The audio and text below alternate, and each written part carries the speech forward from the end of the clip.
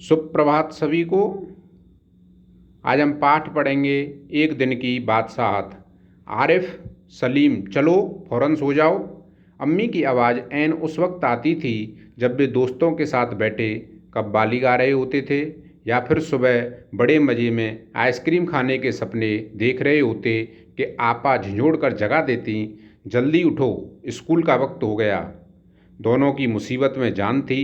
हर वक्त पाबंदी, हर वक्त तकरार, अपनी मर्जी से चूँ भी न कर सकते थे। कभी आरिफ को गाने का मूड आता तो भाईजान डांटते, चुप होता है या नहीं, हर वक्त मेंढक की तरह टर्राए जाता है, बाहर जाओ। तो अम्मी पूछती, बाहर क्यों गए? अंदर रहते तो दादी चिल्लाती, हाय मेरा दिमाग फटा जा रहा है शोर के मारे, अरे रजिया जरा इन बच्चों को बाहर हाँक दे। जैसे बच्चे न हुए मुर्गी के चूजे हो गए। दोनों घंटों बैठकर इन पाबंदियों से बच निकलने की तरकीबें सोचा करते। उन दोनों से तो सारे घर को दुश्मनी हो गई थी।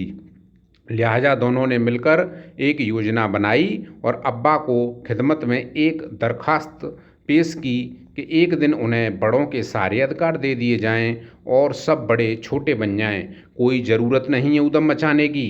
अम्मी ने अपनी आदत के अनुसार डांट पिलाई, लेकिन अब्बा जाने किस मूड में थे कि न सिर्फ मान गए बल्कि यह इकरार भी कर बैठे कि कल दोनों को हर किस्म के अधिकार मिल जाएंगे।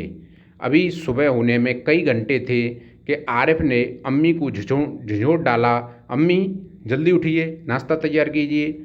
अम्मी ने चाहा एक झापड़ रसीद करके सो रहे हैं, मगर याद आया आज तो उनके सारे अधिकार छीने जा चुके हैं। फिर दादी ने सुबह की नमाज पढ़ने के बाद दवाएं खाना और बादाम का हरीरा पीना शुरू किया तो आरिफ ने उन्हें रोका। तौबा, हे दादी, इतना हरीरा पिएंगी आप, पेट फट जाएगा। और दादी ने हाथ उठाया मारने के लिए। नाश्ता मेज पर आया तो आरिफ ने खानसामा से कहा, अंडे और मक्खन वगैरह हमारे सामने रखो, दलिया और दूध बिस्कुट इन सबको दे दो। आपा ने कहर भरी नज़रों से उन्हें घूरा, मगर बेबस थीं, क्योंकि रोज़ की तरह आज वह तरमाल अपने लिए नहीं रख सकती थीं। सब खाने बैठे तो सलीम ने अम्मी को टोका, अम्मी ज़रा अपने दांत देखिए, पान खाने से कितने गंदे हो रहे हैं। मैं तो दांत मांज चुकी हूँ। अम्मी ने टालना चाहा, नहीं चलिए उठिए। अम्मी निवाला तोड़ चुकी थीं, मगर सलीम ने ज़बरदस्ती कंधा पकड़कर उन्हें उठा दिया। अम्मी को गुसल खाने में जाते देखकर सब हंस पड़े, जैसे रोज़ सलीम को ज़बरदस्ती भगा के हंसते थे। फिर वह अब्बा की तरफ मुड़ा, ज़रा अब्बा की गत देखिए, बाल बड़े हुए, सेव नहीं की, कल कपड़े पहने थे और आज इतने मैले कर डाले। आखिर अब्बा के लिए कितने कपड़े बनाए जाएंगे? यह सुनकर अब्बा का हंसते हंसते बुरा हाल हो गया। आज ये दोनों कैसी सही नकल उतार रहे थे सबकी। मगर फिर अपने कपड़े देखकर वो सचमुच शर्मिंदा हो गए।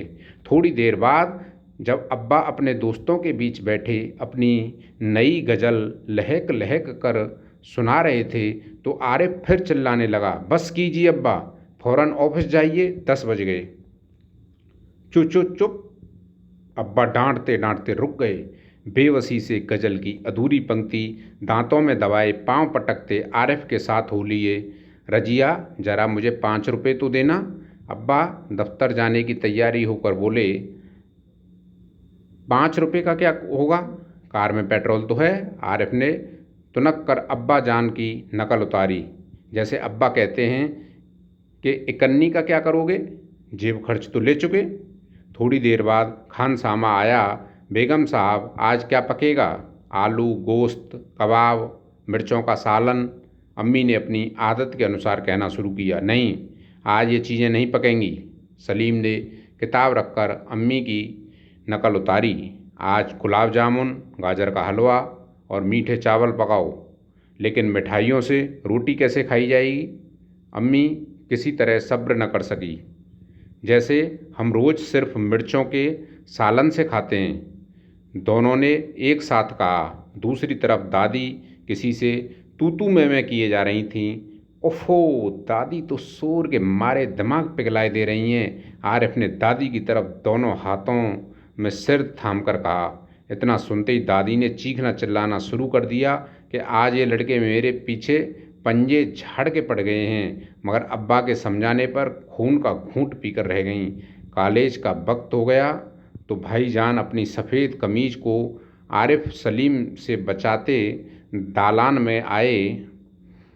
अम्मी, शाम को मैं देर से आऊँगा, दोस्तों के साथ फिल्म देखने जाना है। खबरदार, आरिफ ने आंखें निकालकर उन्हें धमकाया। कोई ज़रूरत नहीं है फिल्म देखने की, इम्तिहान करीब हैं और हर वक्त सैर सपाटे में गुम रहते हैं आप। पहले तो भाईजान एक करारा हाथ मारने लपके, फिर कुछ सोचकर मुस्करा पड़े, लेकिन हुजूरे आली दोस्तों के साथ खाकसार फिल्म देखने की बात पक्की कर चुके हैं, इसलिए इजाज़त देने की मेहरबानी की जाए।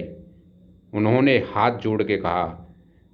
बना करें, बस मैंने एक बार कह दिया, उसने लापरवाही से कहा और सोफे पर दराज होकर अखबार देखने लगा। उसी वक्त आपा भी अपने कमरे से निकली। एक निहायत भारी साड़ी में लचकती लटकती बड़े ठाठ से कॉलेज जा रही थीं। आप?